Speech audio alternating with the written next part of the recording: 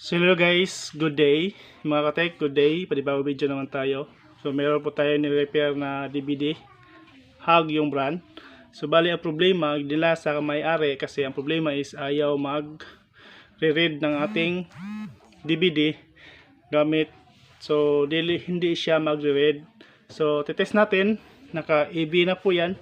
So i-on natin.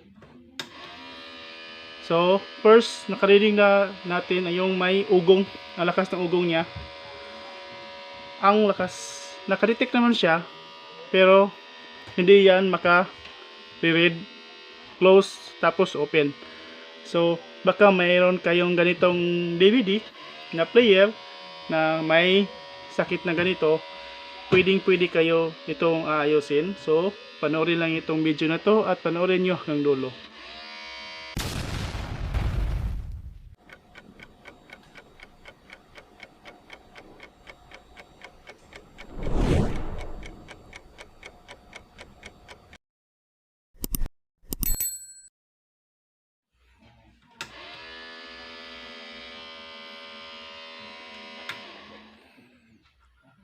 So ito yun guys, ito mga tek, i-on natin ulit. So yan, mamaya, so yan, nakadetect siya, ang lakas ng ugong. So napakadali ayusin ito mga katek, mga guys, kahit kayo pwede nyo itong ayusin. So ito lang, first i-off lang muna natin. So naka-open na yan, kanina close, tapos open agad. So tara, ayusin natin. I-off muna natin to. So yan, naka-off na yan. So ito guys, tanggalin natin to. Ito sa kanya. So yan. Ito. Bubuklasin natin to. Tara, sabayan niyo ako. So ito mga katek, mga guys, so kunin natin yung tornilyo niya. Pinapass forward ko na para mas madali natin matapos. So yan. Dito pala guys, napansin ko biglang mahulog lang yung niya, lagayan ng tape. So ang ibig sabihin niyan is meron na po tayong possible na sira nito. Dito lang yung belt. Try natin yung belt galing sa ginamo para malaman natin guys kung anong sira talaga. So lahat ng tornilyo kunin natin. So yan, pero at least meron na po tayong idea na belt yung sira. So hindi tayo basta-basta ito yung sira. Dapat buklasin natin kung ano talagang sira at bubusiin natin kung step by step para kung malaman natin kung anong sira nito. So yan, sabayan nyo ako. Pinapuas forward ko na para madaling matapos. So yan.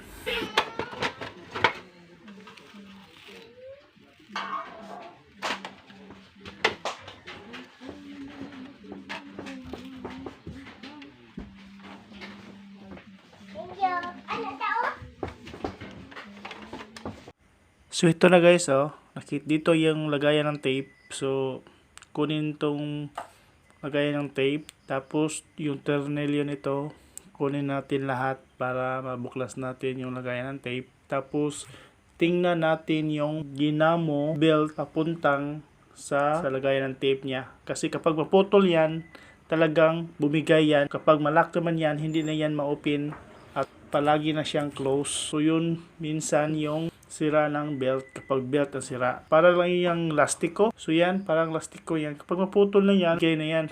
Pero once na malak na yan sa loob at hindi na talaga yan ma-open. So ito guys, napansin ko, ito yung rubber na putol. So yan naputol ang rubber. So palitan natin. So yan Kaya pala madaling tanggal. So yan.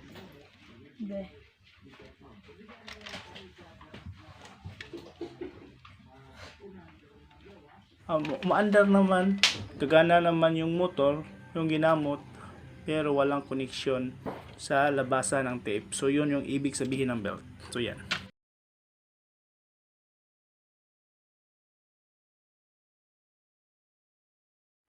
So ito yung sinabi ko kanina guys, so yan no, dito yung belt.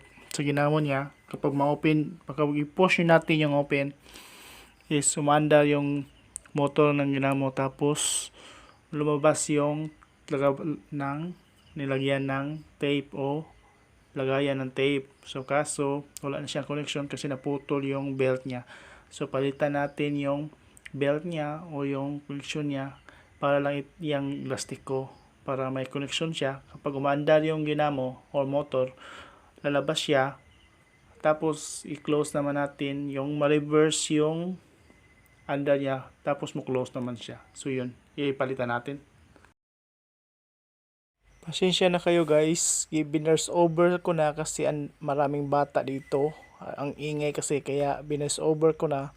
Sana maintindihan nyo. So yan guys, mga katek. So binarek na natin yung lagayan ng tape. So yan, napalitan na natin yung belt niya. So yan, so i-test na natin. So ibalik muna natin yung lagayan ng tape, tapos lagyan ng cover. So yan, tapos i-test natin. So tara, let's go, samahan niyo ako.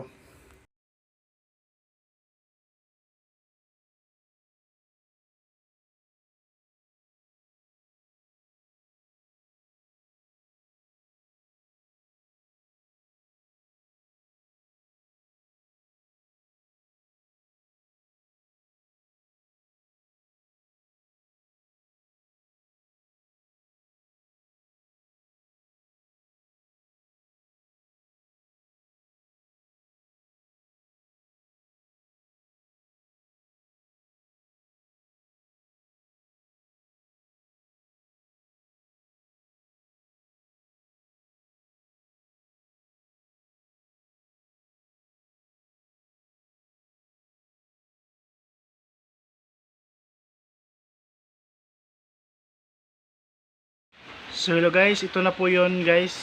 So lagyan na natin ng this CD natin. I-open natin. So dito yung moment of truth. So yan, nakasaksak na sa TV natin yan. So isaksak natin. Wait lang po. So yan. Bale, nakasaksak na po yan sa ating amplifier. Naka-load na po yan. Tingnan nyo, naka-load. So yan. So yun. So kaya pala. So okay na po yun ang ating DVD guys. Okay lang ang ating DVD. Ang problema lang ito lang guys. Hindi natin malalaman kung anong sira. Pero ito yung sira. Kadalasan kasi kung kapag ganito biglang bumigay belt. Kung kadalasan minsan kapag i-open mo at i-close mo, hindi pa rin naka-open. Minsan belt pa rin kasi naka-lock yan. Once na ma-lock na yan, hindi yan naka-open. So yan, play na yan guys. So yun guys. So thank you guys for watching. Have a nice day and hope meron po tayong natutunan. Kung bago po kayo sa channel, paki-subscribe naman and like and click notification bell para updated po kayo sa aking panibagong video. Thank you guys and have a nice day.